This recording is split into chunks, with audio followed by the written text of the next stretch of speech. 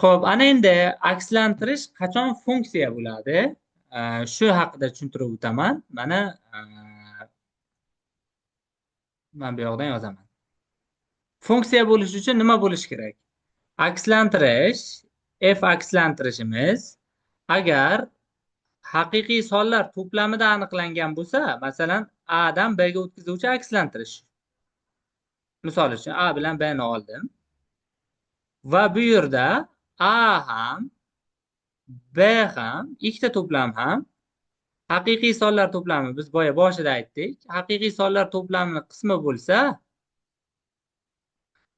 mana shunaqa bo'lsa, shu holatda f akslantirishga funksiya deyilar ekan.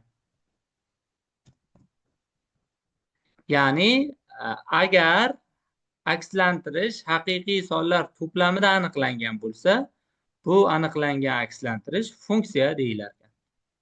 Xo'p, funksiyaga juda ham misol ko'p va funksiyalar odatda mana maktab darsliklarida ham o'rgatiladi. Va endi sonli ketma-ketliklarga keladigan bo'lsak, sonli ketma-ketliklarni ham funksiyaga bog'liqlik joyi bor. Qanaqa desa, u ham sonli ketma-ketlik ham, masalan, x bilan belgilab ketay, akslantirishni. X akslantirish n natural sonlar to'plamida aniqlangan funksiyaga, mana bu r, ya'ni haqiqiy sonlar to'plamiga o'tkazuvchi akslantirishni olyapman. Natural sonlar to'plamida aniqlangan funksiyaga sonli ketma-ketlik deyilar ekan. Mana buni yozib qo'yaman.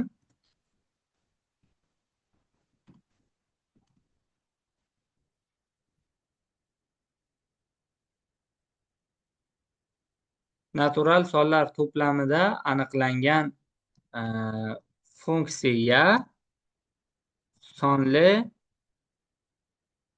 ketma-ketlik deyiladi.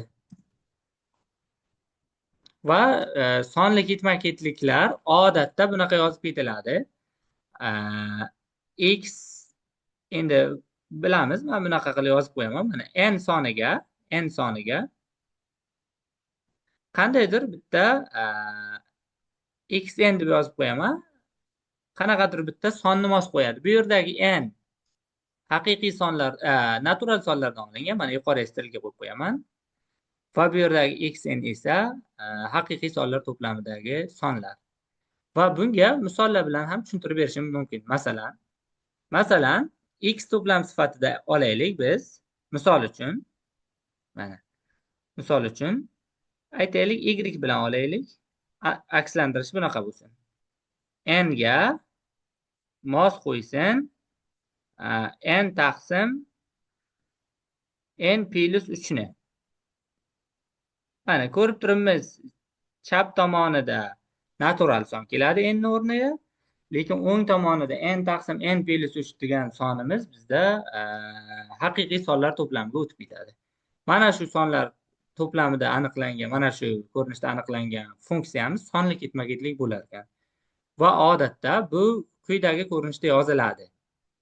yn barobar n taqsim n plus 3 ko'rinishida yozilar ekan. N taqsim n plus 3.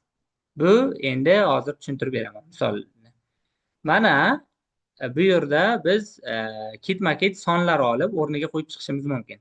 Masalan, n o'rniga 1 qo'ysak, 1 soni mos keladigan son 1 taqsim 4. Nega? Chunki n o'rniga 1 qo'ysam, mahrajda 1 plus 3 bo'lib qoladi. Bu 4 ga teng. Ikkinchidan, agar sonni o'rniga 2 ni qo'ysam, n o'rniga o'ng tomonda hosil bo'lgan son 2 taqsim 5 ko'rib turibmiz. Keyingisi, misol uchun 3 ni qo'ysak,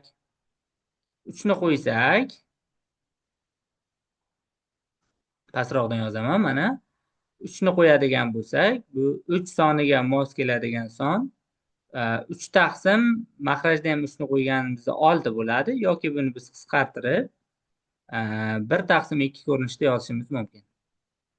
Mana shu holatda yozishimiz mumkin. Va mana shu yerdagi aniqlangan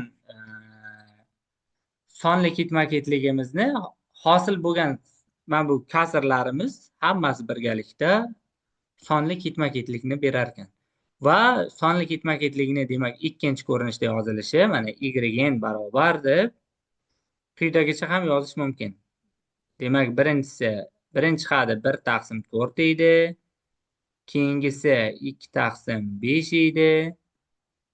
Keyingisi demak 1 taqsim 2 bo'ldi. Va undan keyin masalan 4 ni qo'yib ko'radigan bo'lsak, 4 taqsim 7 hosil bo'ladi va hokazo ixtiyoriyda son qo'yib ko'rishimiz mumkin. Va bu yerda y-larga qarasak, ikki xil ko'rinishda hosil bo'lib qoldi. Birinchi ko'rinishi, ya'ni qayerda gapiryapman? Mana bu haqida gap ketyapti. Xo'p, bu haqida va keyingisi bu haqida gap ketyapti. Demak, birinchi ko'rinishi sonli ketma-ketlikning umumiy hadi deyilar ekan. Umumiy hadi bilan berilgan. Ya'ni n o'rniga ixtiyoriy sonni qo'yib, hadini o'zimiz yasay olamiz. Bu umumiy hadi.